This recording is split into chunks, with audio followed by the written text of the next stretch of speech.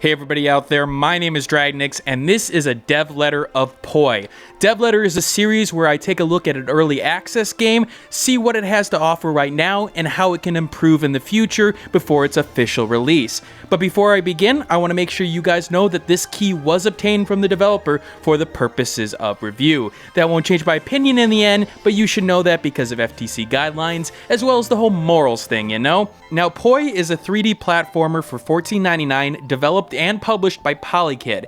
It's got some RPG elements in it, but this is really a 3D platformer of old. It's supposed to bring back memories of things like Super Mario 64, maybe even Gex 64 for those who remember that game. You've got wall jumps, triple jumps, rolling jumps, and it's supposed to give that feeling of those old platformer days. And we haven't actually seen a very large amount of 3D platformers. We've seen a hell of a lot of 2D indie platformers, especially of the pixel kind, but not of this kind, and so this one's a little bit interesting for me. Now, the basic story groundwork for this game is that you are somebody who wants to become a master explorer. You start with a, no explorer level, but a sort of mentor takes you up and shows you the ropes in terms of becoming a junior explorer.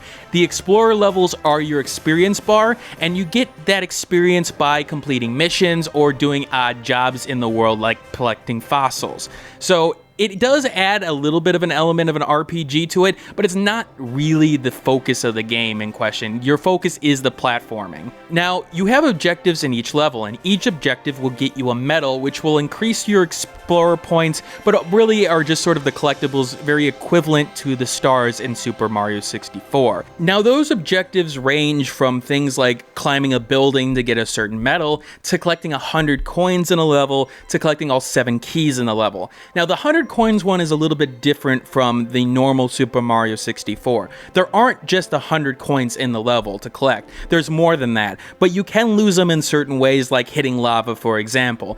I found those coin challenges to be relatively easy because you could go at your own pace, and part of the challenge of the original Super Mario 64 was that the 100 coins were all scattered about, and the idea was that you had to explore every part of the level in order to get it. Here, it's not so much. You can find the 100 coins without exploring every nook and cranny of the level, and I felt like it was just sort of dumbed down in that case.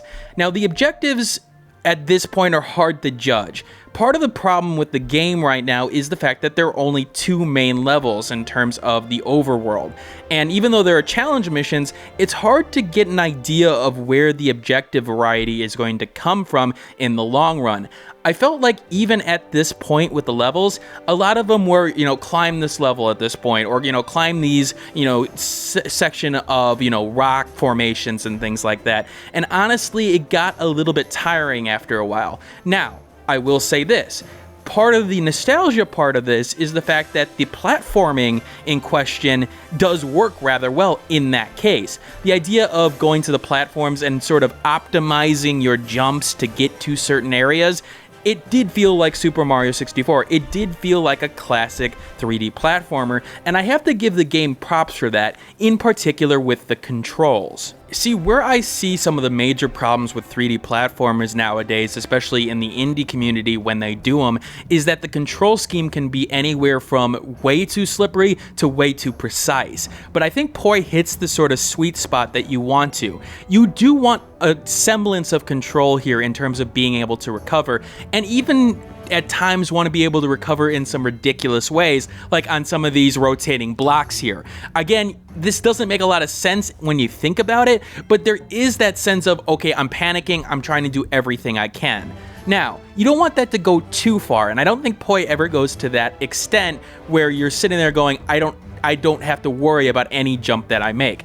I die here a lot because I'm not taking my time. When taking my time in this area, I could easily complete it, but when I rushed it, it would become a bigger problem and I would have to rely more on my skill. And I think that's exactly what you want from a 3D platformer. Reward the people who want to use their skills, but also make it a little bit easy for people who want to take their time methodically. Now, of course, you'll have elements where you have time elements that you'll want to add to, increase the challenge, but I feel like this was a good balance at that point. Now, for those PC players out there, for those who don't have a controller, the keyboard controls work it obviously isn't as good as the controller. The control stick gives you a little bit more control, especially over the camera, on exactly what you want to do, but it's not like the keyboard controls don't work in this situation. They're not too sensitive in terms of movement, and the WASD for movement and the arrow keys for sort of looking around with the camera does work to an extent. It's just never going to have the preciseness that the controller can have, just because it's a little bit of a different kind of feedback mechanism at this point,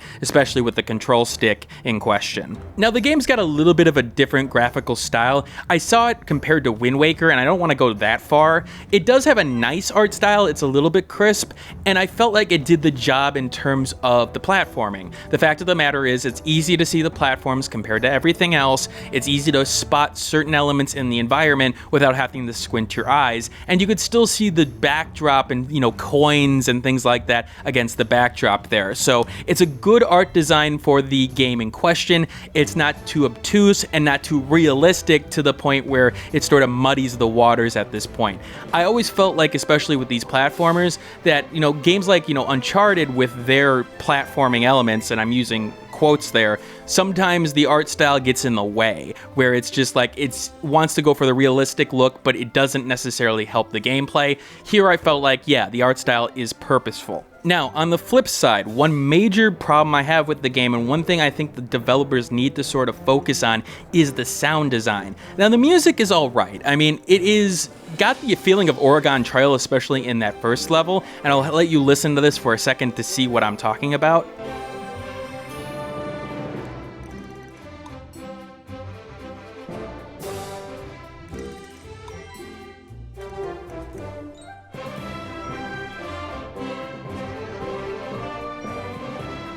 Now, while the music can sort of wear on you at times, I can understand where they were going with it. I have more problems with the actual sound design of the game, and I think that's something that the developers will want to focus on going forward. Now, sound design is interesting in platformers because you may not think it makes a big deal, but in fact, it makes a huge deal. Part of the immersion of these games is that everything sort of has an action to it. When you sort of go into bushes and, things pop out, you want to hear sound. Like when you walk through the bushes, you want to hear the rustling of leaves, for example, to sort of sell that, yeah, you are actually doing something there. When the sound isn't there, it loses its impact, and it almost makes you forget that, a coin or a diamond dropped out of it that you may want to get. So there is reasons for those sounds in there, and in particular, while there are some basic sounds in the game, I found that overall, a good amount of sounds and where I would expect them to be are missing. Again, sell the impact of things like you falling to your death. I mean, a death sound, sort of a Wilhelm scream, does make a huge difference sort of to sell the impact, because when you don't have a live system, for example, it's hard to see the amount of deaths that you're taking unless if you sort of ingrain that, scream over and over again in your brain. Now, on that note, the live system not being here, I do enjoy. I think that it's sort of outdated at this point. It was sort of an arcade kind of concept, and the fact that it doesn't exist here, I do feel like, okay, it does work for this game. So it's good that you guys didn't take that from like a Super Mario 64 when bringing it into the new day, because I think a lot of developers sort of don't understand of why that concept was there in the first place and why it doesn't necessarily fit the nowadays kind of style here. Part of the problem of discussing a game like this in early access is that the content isn't necessarily there for this game. There's only 2 major levels that have 6 medals each, and it's really hard to judge how the level design is going to go in the future. Now, especially with level design progression, right now I would say that you have an easy level and you have a sort of harder level at this point, but it's hard to judge whether or not that hard level is going to be the next level in the progression or it's somewhere, down the road at this point, because progression in a platformer game is actually rather important. The fact of the matter is you want people to get sort of accustomed to the skills that you need before introducing death traps, before introducing the harder elements. Get them used to the controls so that they can, master them at that point. And in this game, you go from the basic sort of grass area, which doesn't have many death traps at all, if any, and only really provide an inconvenience when you, don't make a jump, to, oh, you have to make this jump no matter what, because guess what? You're falling to your doom. That's where this gets hard, because The level design here in particular, I felt like was rather basic in most cases. Now, platformers, you do want basic level designs, but I felt like there could have been more variety, even though there were good elements to it, like the tower level, for example.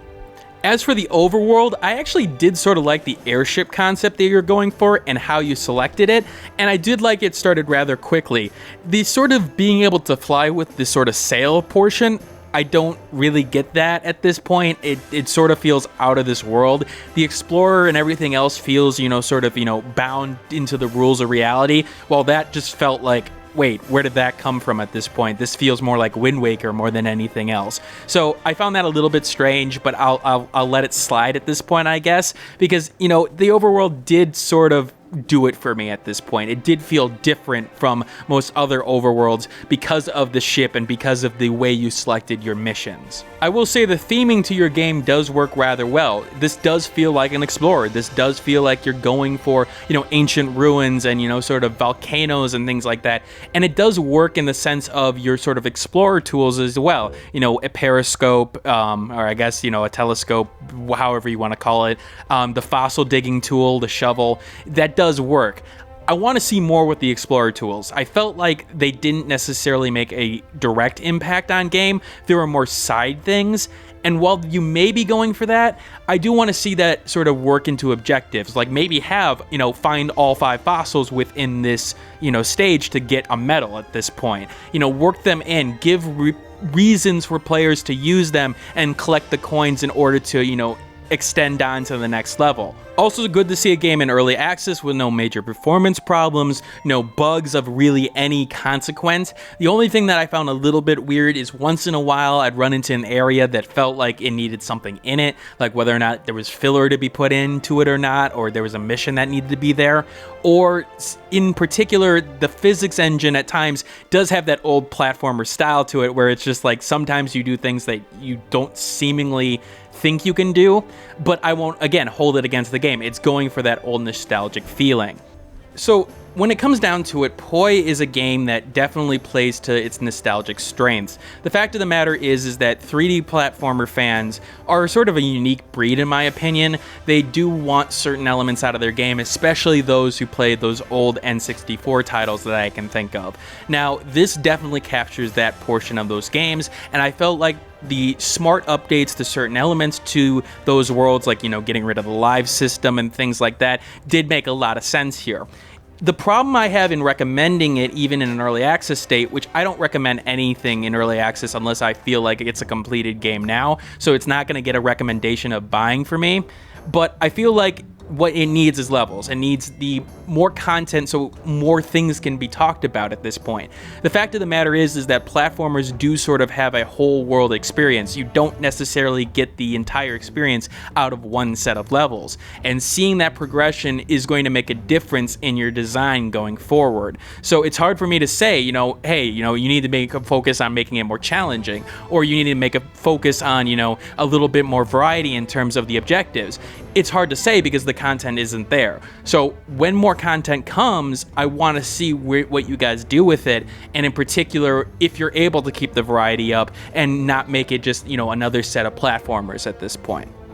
Alright, this is Dragnix signing out. I hope you got an idea of what Poi has to offer, and I hope the developers found this useful.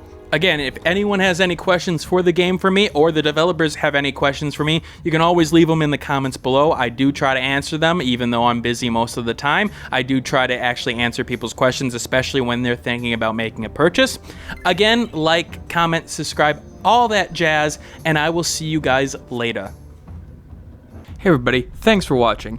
If you like this content and want to see more of it, you may want to hit that subscribe button on the left-hand side. If you like this video and want to see more of this content, take a look at this video on the left-hand side as well. And if you missed my last video, take a look at the right-hand side. Once again, thanks for watching, and keep on gaming.